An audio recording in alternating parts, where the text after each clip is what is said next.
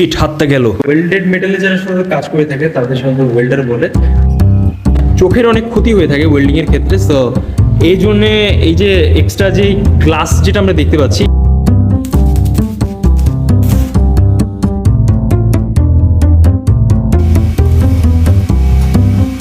শুভেচ্ছা সবাইকে, আশা করি সবাই অনেক অনেক ভালো। আমরা এখানে একটি মেটালের একটি পট দেখতে পাচ্ছি, আমরা স্কাল্পচার কনভার্ট করবো, যেহেতু আমাদের ওয়েল্ডেড মেটালের কাজ দেওয়া হয়েছে। আর ওয়েল্ডেড মেটালে যারা সাধারণত কাজ করে থাকে তাদের সাধারণত ওয়েল্ডার বলে। আমি অলরেডি প্রিভিয়াস ভিডিওতে আপনাদের ওয়েল্ডিং মেশিন সম্পর্কে দেখিয়েছি। আজকের আমাদের ভিডিওতে যা যা প্রয়োজন সবার আগে আমি সেগুলো বিষয় আপনাদের দেখিয়ে দিই।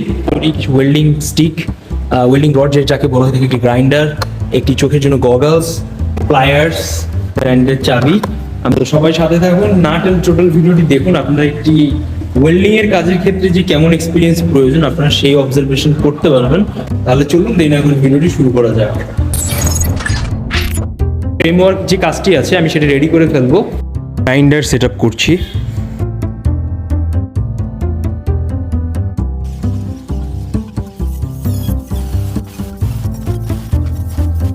নিয়ে কেটে নিলাম। এখন এই স্ট্রাকচারটিকে একটি শেপে নিয়ে আসবো, একটি স্কাল্পচারের।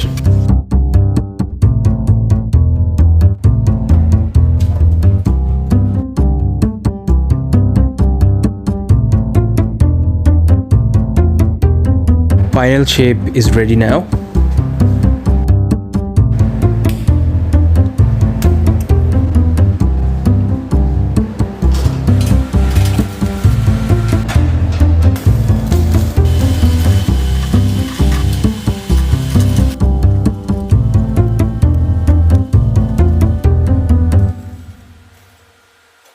এখানে আমাদের প্রথম কাজটি ছিল এই স্ট্রাকচারটিকে শেপ অনুযায়ী জোড়ানো। আমরা সেই কাজটি করেছি। আপনারা দেখতে পাচ্ছেন যে কিভাবে আমরা প্রত্যেকটি ওয়েল্ডিং স্টিক ইউজ করে এই শেপটি ম্যানেজ করার ট্রাই করছি। অবশ্যই অনেক বেশি স্পার্ক হয়। আমার ফেসের কিছু কিছু অংশ অলরেডি একটু পরিমাণ পুড়ে গিয়েছে, সো আপনারা ট্রাই করবেন যেন ওয়েল্ডিং শিট ব্যবহার করতে।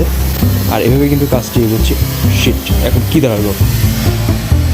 ও শিট, আমাদের ডিস্ক ভেঙে গিয়েছে অলরেডি।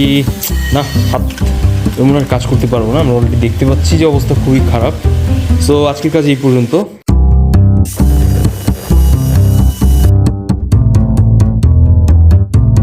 কাটার পর কিছুটা এমন শেপ আসবে। ঠিক একইভাবে আমাদের লেগস তৈরি করার জন্য এগুলো শেপ আমরা রেডি করে নিব। আমরা দেখতে পাচ্ছি কিছু ব্রোঞ্জের পিস আছে এবং 3টি লেগস পিস। এবার আমাদের ওয়েল্ডিং করার পালা।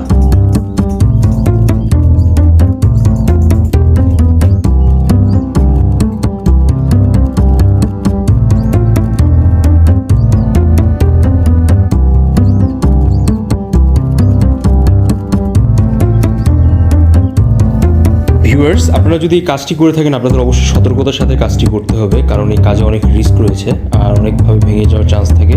যেহেতু আমার ড্রামের অংশটি অনেক বেশি পাতলা মেটাল ছিল আর অনেক জং খাওয়া ছিল, সো আমি ট্রাই করেছি যতটা সাবধানতার সাথে বেশি বেশি করে পরিমাণ ওয়েল্ডিং রড দিয়ে কাজ করতে। So be careful about this.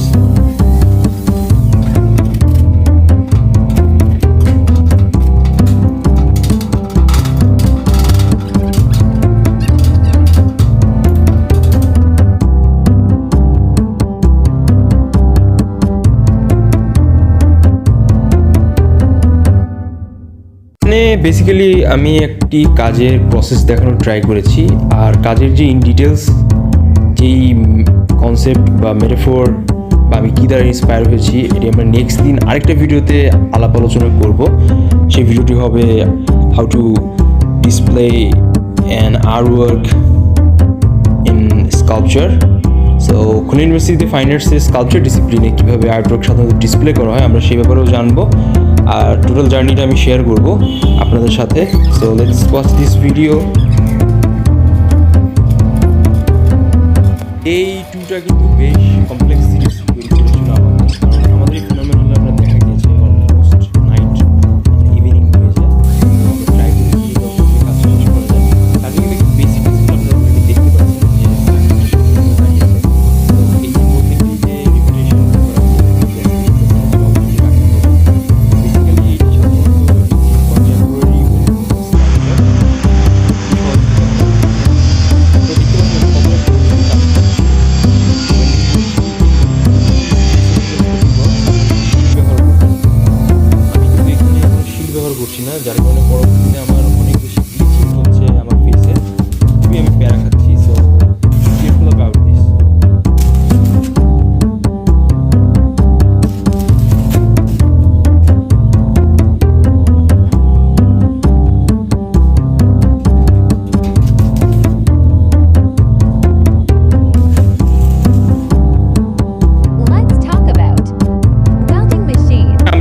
Welding machine দেখতে পাচ্ছি। এই ওয়েল্ডিং মেশিনের সাধারণত বৈশিষ্ট্যটি হচ্ছে খুব সিম্পল। আমরা যদি ফিচার সম্পর্কে একটু ডিসকাস করি, 230 ভোল্টের হচ্ছে এই ওয়েল্ডিং মেশিন। এইভাবে অন অফ সুইচ, এখানে হচ্ছে ওয়েল্ডিং স্টিক দেওয়ার জন্য একটি জায়গা আছে। এখানে জাস্ট ওয়েল্ডিং স্টিক আপনারা যা দেখেছেন সেই স্টিকটি বাদিয়ে আমি কিন্তু কাজ করতে পারবো। সেটা হচ্ছে সাধারণত রডের সাথে বাঁধিয়ে দেওয়া হয় যেন হচ্ছে ওয়েল্ডিংটা ঠিকভাবে হয়। আর এখানে প্লাগ ইনের সুবিধাটি রয়েছে।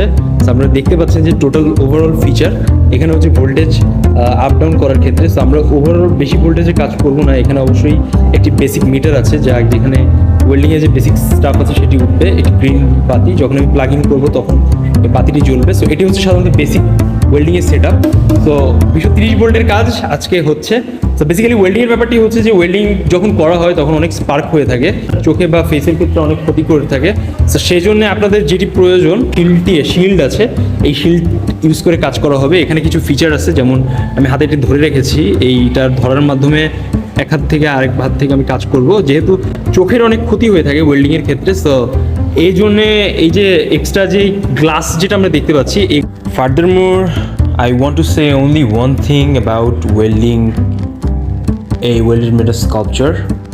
Whoever do this type of sculpture or object, please take your protection for your own self, because this is very much dangerous in 220 volt temperature work and so much sparkling electricity. So you have to definitely need a major protection for your eyes and your face and also your hands. So be careful about this, and thanks for watching this video. Please like, comment, share and subscribe my channel. We will be together in next video. Until then, goodbye.